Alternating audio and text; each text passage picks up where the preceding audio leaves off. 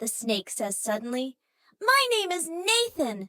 Old Nathan. Samuel used to call me. He gave me the name. Before that, most of the Bound used to just call me Snake. But that got old and Samuel wouldn't stand for it. He said that anything that could talk needed a name. He was big into names. You can call me Nate if you wish." Again, the snake grinned. "Sorry if I don't offer to shake, but I think you can understand. My shake sounds somewhat threatening." The snake gave his rattle a little shake. My name is Jack," said the man, trying to absorb all of this. "Jack Sampson. Can I ask you a question?" Jack says suddenly. "What happened to the poison, in your bite? Why aren't I dying now? How did you do that? What do you mean by that's how you work?" "That's more than one question," grins Nate, "but I'll still try to answer all of them. First, yes, you can ask me a question." The snake's grin gets wider. "Second, the poison is in you. It changed you. You now no longer need to drink. That's what you asked for. Or, well, technically, you asked to not be thirsty anymore, but anymore is such a vague term. I decided to make it permanent. Now, as long as you live, you shouldn't need to drink much at all. Your body will conserve water very efficiently. You should be able to get enough just from the food you eat, much like a creature of the desert. You've been changed." "For the third question," Nate continues, "you are still dying. Besides the effects of that methanol in your system, you're a man, and men are mortal.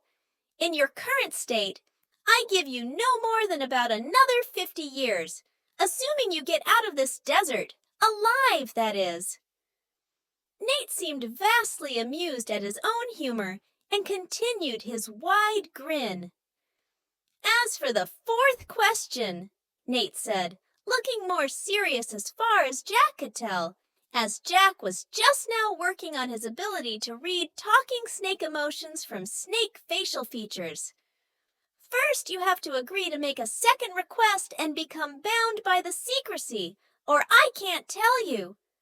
"Wait," joked Jack, "isn't this where you say you could tell me, but you'd have to kill me?" "I thought that was implied." Nate continued to look serious. Yeah." Jack leaned back a little as he remembered again that he was talking to a 15-foot poisonous reptile with a reputation for having a nasty temper. "So what is this bound by secrecy stuff, and can you really stop the effects of the methanol?"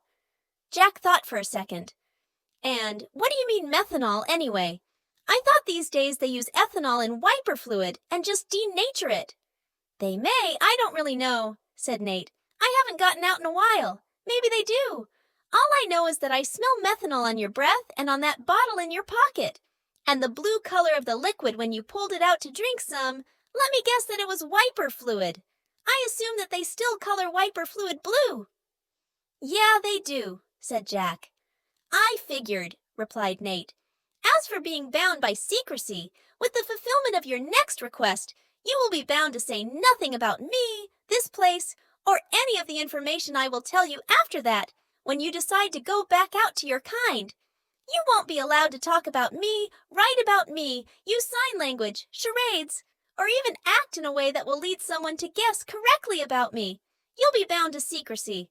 Of course, I'll also ask you to promise not to give me away, and as I'm guessing that you're a man of your word, you'll never test the binding anyway, so you won't notice." Nate said the last part with utter confidence. Jack, who had always prided himself on being a man of his word, felt a little nervous at this. Hey, Nate, who are you? How did you know that? Are you, omniscient or something?" "Well, Jack," said Nate sadly, "I can't tell you that unless you make the second request." Nate looked away for a minute, then looked back. Well, okay," said Jack. "What is this about a second request? What can I ask for? Are you allowed to tell me that?" "Sure," said Nate, brightening. "You're allowed to ask for changes to yourself. They're like wishes, but they can only affect you.